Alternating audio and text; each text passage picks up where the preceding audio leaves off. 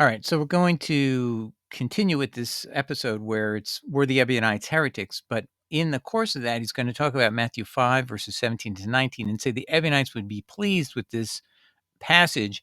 And then he's going to give you a translation that corrects what I've been saying for many years has to be changed about one of the words translated there. And I'm going to show you first how I describe it, and then you'll hear he's going to say the same thing. So, and you'll see why it's important. This is the passage we're talking about. So, this is Matthew 5, 17, 19. So there's a lot of pushback that has come from Pauline scholars and Pauline translators, I should more accurately say. And I'll deal with the pleru over here issue in a second. But the real issue that is important here is that there's a person who's going to be called least. Therefore, whoever relaxes one of the least of these commandments and teaches others to do the same will be called least. And then the translation of N can be by, which makes sense here, least by the kingdom of heaven. So the verdict by the kingdom of heaven is that the persons who loosen the least of these commandments will be called least by the kingdom of heaven. But whoever does them and teaches them, this person will be called great by the kingdom of heaven. See? So that, and then when you see verse 20, it basically says, if you don't have righteousness that exceeds that of the Pharisees, you can't enter heaven. So this is clearly saying those who don't teach you the law are very low and lax, least. They will call least by those in the kingdom of heaven or by the kingdom of heaven, either one. So I'm going to go back and just fill in a little blank here. Do not think that I came to abolish the law or the prophets. I did not come to abolish, but to fulfill. That's how it's being translated currently in Mountsee's transliteral. But if you look over what makes most sense, what does Jesus work on the cross? He is supposed to do what? He's supposed to perform the law perfectly, particularly the law of atonement, which means he has to be innocent. He can't have broken a single command, right? He can't teach the law that says 19 times the law is, let me show you this. The law says all these times over here, Exodus 27, 21, etc. It's eternal for all generations. It's eternal for all generations, the Torah. Okay. So you know that Jesus can't contradict all these passages. There's actually 10 more. So 21 times it says everlasting for all generations or eternal for all generations. Just Google either both of those and you'll come up with 21 quotes from the Torah. So he can't be saying the law is going away this week when I go to, or within the next year, it's going to be gone. That would be apostasy because it's false. But what does it make more sense? Perform fully. This is Mountsie's pop-up. So if you hit Pleroro, you'll get this. So what does it make sense? I do not think that I came to abolish the law or the prophets. I did not come to abolish, but to perform fully. I'm going to do exactly everything that has to be done under the law. I'll fulfill every single thing that has to be done right because I have to in order to pay for the sins of the world. Okay, that's what he's doing. He has to be an innocent life. So that was the key. You had to have a lamb or certain animals. They had to be perfect. They had to have no flaws, nothing wrong with them. And to create this, God's trying to give you an idea by using physical characteristics, what they're spiritual. When this would happen, when the Messiah would come, you would know that this person has to be perfect in every way. But this time spiritually inside, not as an animal. You look at their cuticles or something like that. So anyway, that's what it means, but to perform fully. Now, I want to talk to you about the issue over here, the by. I've said for years, although I had nobody, no commentator has ever said what what I believed was true. He said it's correct. He says Tabor is going to say what I was saying. He's not talking about me, but he's just talking his own reading of the verse. Now listen about the by issue. Okay, so I'm going to say it's by the kingdom of God. Okay, and it's used twice. And so I just want to show you in the Blue Letter Bible. If you go to Mountsey, he's got a lot of things that mean it, but it's these long phrases. This is just simply telling you how this word is translated in the New Testament, is in, by, or with. And just because it sounds like the word in English does not mean it has that bias in Greek. N has all these meanings simultaneously, and you just would be, as a Greek speaker, you would know which sense it meant as you're hearing it. So now let's go back. Let's clear that. So listen to it now with that in mind. Verse 19, therefore, whoever relaxes one of the least of these commandments and teaches others to do the same will be called least by the kingdom of heaven. But whoever does them and teaches others, this person will be called great by the kingdom of heaven. Okay, so now I'm going to play a clip by Tabor, which confirms what I was saying right there. And we're going to get back to it that Paul's actual name means least. And that's going to be a fulfillment of prophecy that Jesus, this is a prophecy of Jesus, that there's going to be someone coming who's going to tell you not to obey the law. And this person will be called by the kingdom of heaven least. We'll get back to it after we listen to Professor Tabor. Or even in the late 1st century CE, then we can find some more positive references, perhaps. For example, Matthew, in his Greek gospel that we have, says, don't think I came, this is Jesus speaking, don't think I came to destroy the Torah and the prophets. I tell you, whoever looses one of the mitzvot, the commandments of the Torah, will be least in the kingdom, and whoever does and teaches them will be great. Ebionites would love that. They would say, absolutely.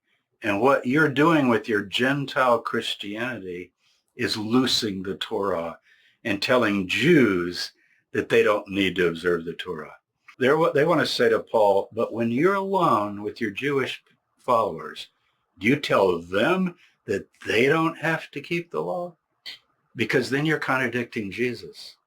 Because he said, if you loose the law, then you're going to be least in the kingdom. And that phrase doesn't mean they're going to be there. They're going to be called least by those in the kingdom is the idea. You know, you people rejected God's law. Okay, so that's a breakthrough, in my view, of understanding what that passage is talking about. The person who's called least is not in the kingdom. The person is called least by those in the kingdom, by the kingdom of heaven, because the person is doing something evil, apostate. So why would they be in the heaven? It's not, doesn't make sense.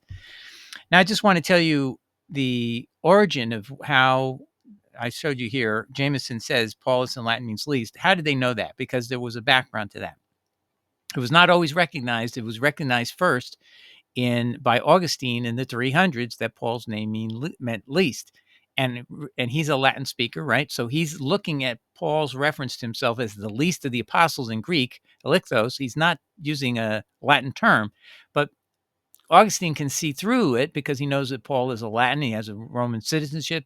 His name in Hebrew is Shaul, but his Latin name is Paulus. What is he? Why is he using that name? Well, it's a contraction of another word. And Augustine knew which of the source words is the word being contracted, and he knew it meant least. And that word actually is poxolilis. So let me just show you something. Here's the dictionary. Poxolilis, okay?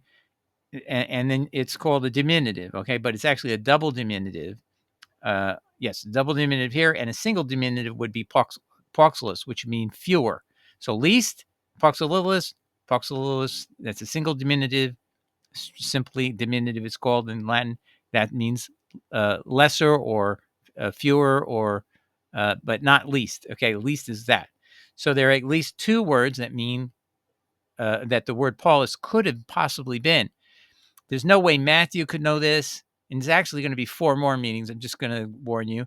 So, but Augustine could see through it. Okay, so because he's a Latin speaker, so he understands these. And just so you know, double diminutives, what poxolilis, is only used by the common folk. It was considered kind of ungrammatical. I used to live in Costa Rica, and they make up all these words that use a double diminutive all the time. Tico, tico, ticaquito. I can't even remember all of them. So they're just, you won't find them in dictionaries typically, and that means it's not. You couldn't have probably found this in any dictionary either. So that means Jesus is prophetically speaking here. This is definitely something that would not have been in the common dictionary if there was one.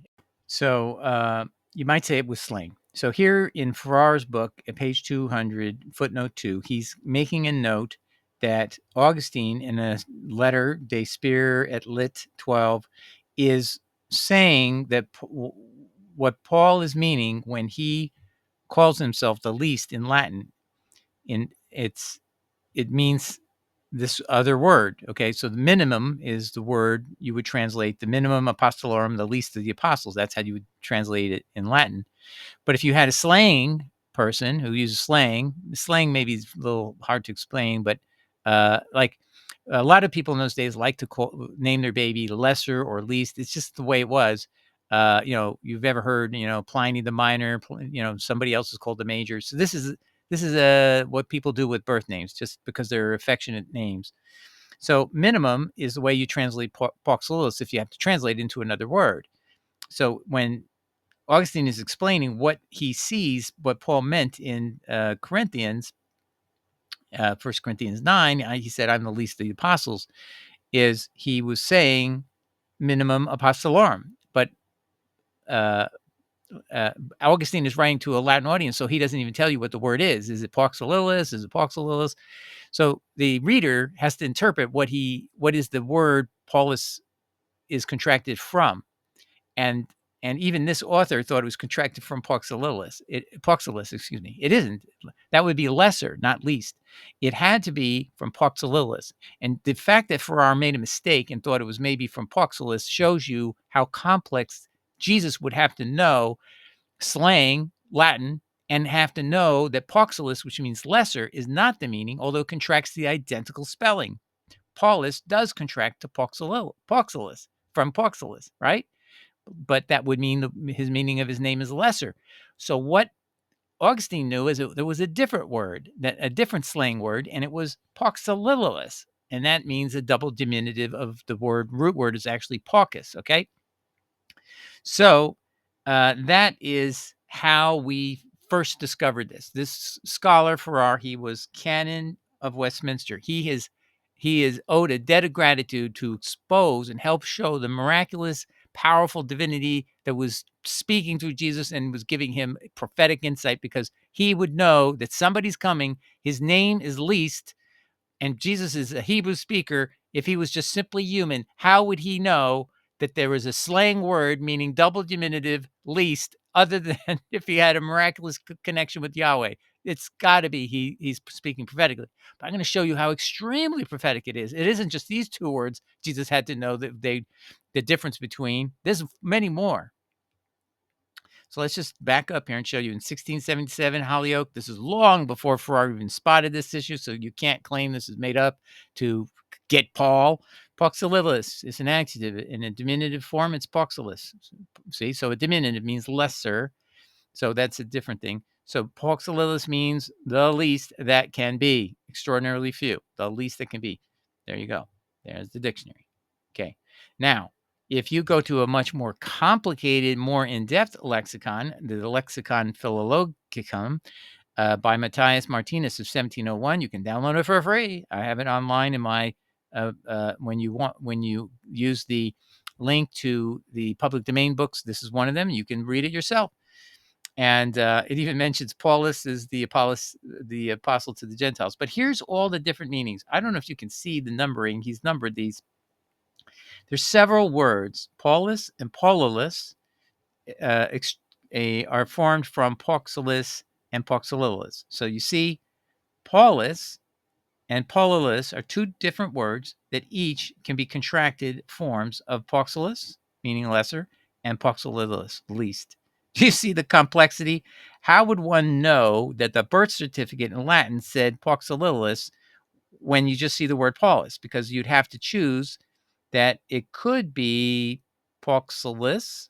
It could be that the person meant to say Paulililis in Latin as well. That's a different word. Okay. So let's keep going through the list here. Hold on. So how many words so far do we have? We have 3. Paulus could be Paulus.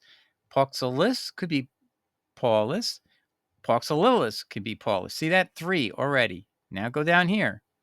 And he's going to tell you it could also come from the word Paulus. So this is a different word, a 4th word that can contract to Paulus with a single L, okay? So it's a difficult thing to imagine that Jesus could know this as a simple Hebrew teacher. There's another one. Okay, so next he tells you that, let me see where it is. It could be from the word Paulum, which is a different meaning. See, he's going to show you that. So, and that means we've got, and then Paulum, P-A-L-L-U-M. So you have Paulus, it could have been contracted to Paulus. You could have Pauxililis, which is single diminutive contracted to Paulus. That's 2 words.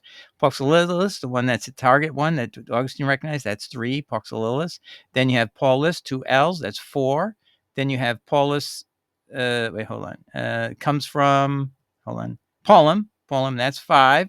And then you have Paulum with 2 L's. You have 6 possible words Jesus would have to know, contract to, from among those 6. He has to know miraculously. That's really the truth. Which one of these 6 it could possibly be, right? He has to know that it was Pauxililis. What's the chances he could do that as a Hebrew teacher if he didn't have a direct connection with God and if he didn't have prophetic powers? So I think this is one of the greatest prophecies of Jesus in the entire Bible, and maybe the most greatest verifiable prophecy you can find anywhere in the Bible that you can prove today with your own eyes, looking at books, looking at this dictionary. Download this dictionary if you want to feel confident that your Savior is really Jesus Christ, that he's really, really the prophet of God. All right. Anyway, I think that's it. I'm going to do more on his this episode of Mr. Tabor, Professor Tabor, in another time. But I thought I was so excited about getting this out today because I was so happy to see he did see the fact that this is somebody. Let me go back to it again. So Jesus' prophecy, so you can just see the prophecy. Therefore, whoever relaxes one of the least of these commandments and teaches others to do the same will be called least, eliktos in Greek, by the kingdom of heaven. They will call least by the kingdom of heaven. That doesn't mean they're in heaven. That means they're called that. And it's very clear, as Professor Tabor says, they're not making it. That's the whole point. Whoever does them and teaches others this person will be called great by the kingdom of heaven. All right. God bless everybody. Hope that helped. Ciao. Bye.